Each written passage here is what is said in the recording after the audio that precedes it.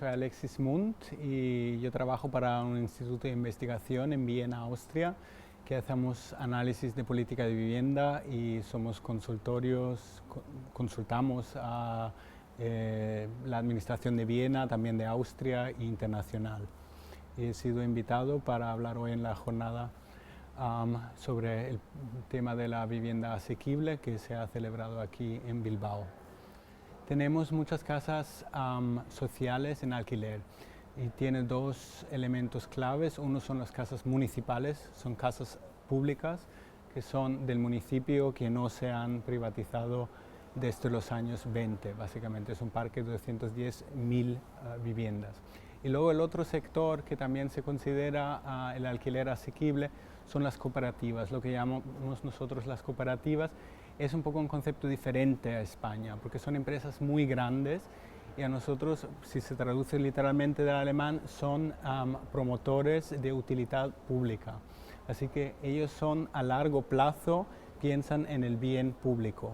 Eso quiere decir que las viviendas que construyen con ayudas públicas son suyos y los alquilan a largo plazo a los hogares que más los necesitan.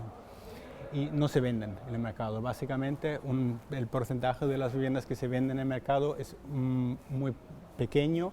Realmente son promotores del alquiler social o asequible a largo plazo. Eso es un punto clave.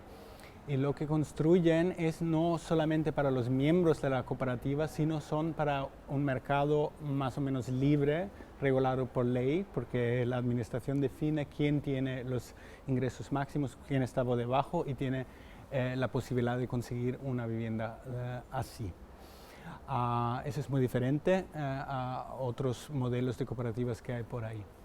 Pues las cooperativas que hoy en día existen en Austria tienen su origen ya algunos en el siglo XIX, también en la posguerra y luego a partir de los años 40 y después de la Segunda Guerra Mundial.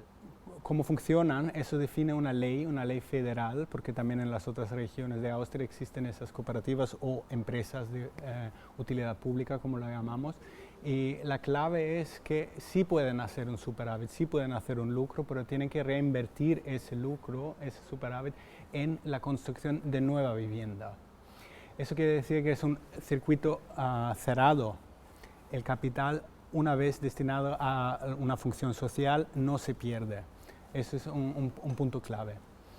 Y hoy en día lo que es el cohousing también funciona dentro del sistema. Es un poco como en otras ciudades funciona diferente, pero muchas veces un grupo que quiere hacer un cohousing, que es un grupo de gente que se conocen, que discuten entre sí cómo quieren vivir, muchas veces pueden luego acercarse a una cooperativa existente ya, una de esas empresas de utilidad pública, y presentar el modelo que tienen. Pues más o menos nos imaginamos así, vamos a decidir las cosas juntas, esto lo vamos a hacer, queremos tener el espacio público, y luego la cooperativa les ayuda a presentar ese modelo en lo que son los concursos entre promotores.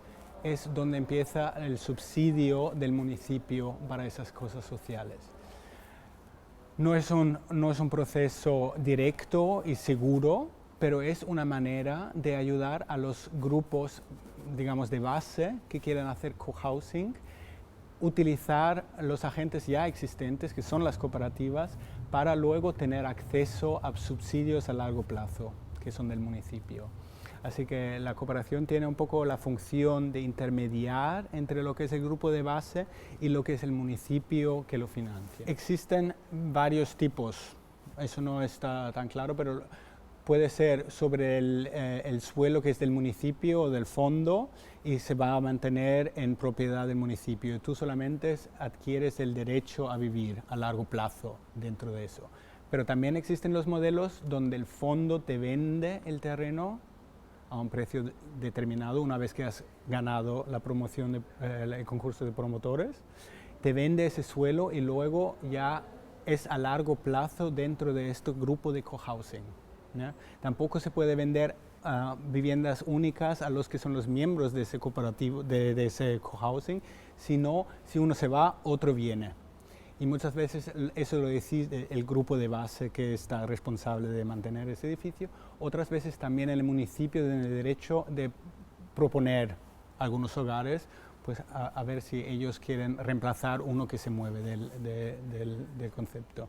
Hace unos años que era una cosa nueva, como el cohousing ahora es en muchas ciudades, en muchos países, una cosa nueva. Y las cooperativas, el sistema vigente era un poco crítico, no sabía cómo funcionar. Pero eso ha sido ahora una manera, eso que he dicho, que las cooperativas son como el vínculo entre el municipio y el grupo de base. Eso ya se ha establecido bastante y ahora en todos los proyectos urbanísticos nuevos que se hacen en la ciudad de Viena, casi siempre se incluye por lo menos un proyecto de cohousing. Así que se puede decir que ya pues tienen la experiencia de que sí funcionan esos modelos y lo quieren seguir adelante. El municipio ahora lo ve mucho más positivo que hace todavía algunos años. Eso es muy importante, la cohesión social, la inclusión social de diferentes hogares, diferentes niveles de ingresos. Eso es muy importante en Viena desde el principio, desde los años 20. Y ahora, hoy en día, todavía en todos los barrios nuevos que se creen, las administraciones y los concursos tienen mucho enfoque en que sea una mezcla entre diferentes modelos. Puede haber incluso en el mismo edificio, pues en esta planta vamos a poner cohousing. Luego otros donde están las viviendas que son normalmente el normal modelo de cooperativas, que son subsidiados pero son un poco más de rentas más altas. Y luego también en el mismo edificio puede haber algunos que son de mercado libre y que son financiados con financiación del mercado. Es para evitar guetos y para tener barrios nuevos, tienen que ser sostenibles socialmente desde el principio, porque si no, no funciona el sistema. Que no haya mucha segregación social, que por ejemplo los hogares se mueven de, pues el barrio ya no me gusta, ya me muevo en otras zonas que son de clase media, pues no, intentan evitar eso, que haya mucha movilidad social para evitar la segregación. Y eso es muy importante que intenta la administración de Viena, que por ejemplo, se ha hecho un nuevo barrio en la mitad de la nada. Era como básicamente una zona agraria. Alrededor de un lago, se llama Aspan, alrededor de un lago se ha construido muchísimas viviendas y lo primero que pusieron es el metro. O sea, se llevó el metro ahí antes de que había casas. La infraestructura técnica y la social, porque también escuelas, jardines infantiles, todo se planifica ya antes de empezar a construir las viviendas. Porque si no hay, como tú has dicho, como si no hay escuelas o jardines infantiles que son atractivos para muchas capas de la sociedad, entonces no se van a quedar los hogares ahí y se van a mudar. Entonces no es sostenible a largo plazo.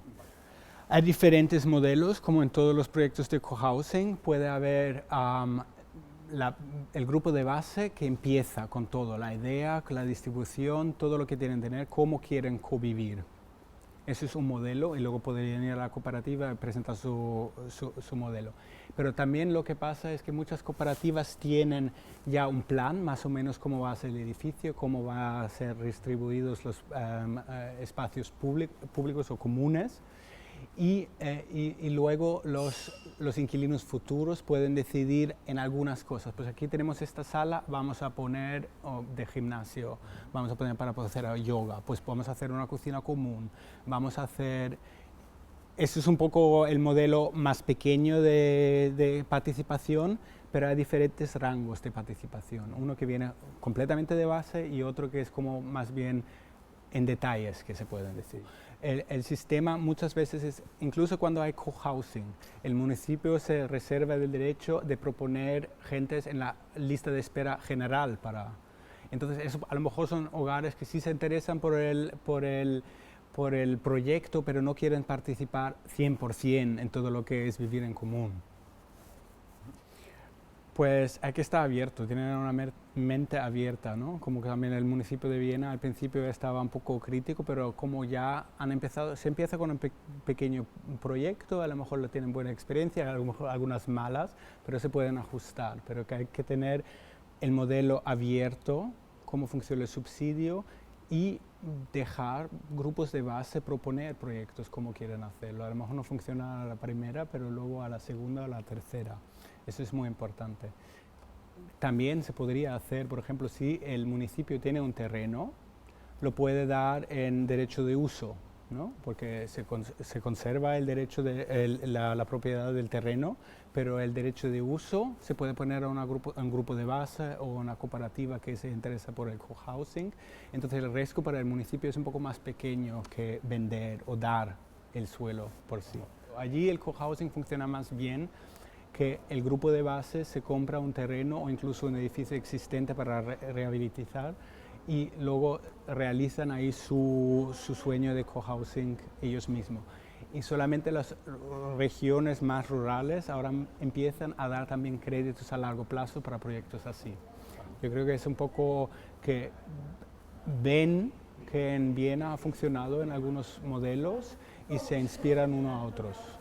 Pues ha sido muy interesante el intercambio. Yo no sabía mucho sobre la política de vivienda en el País Vasco, pero como yo entiendo, aquí ya hay muchísimos elementos que se ven en Viena que están establecidos aquí ya, porque las comunidades autónomas en España tienen una política de vivienda muy diversa.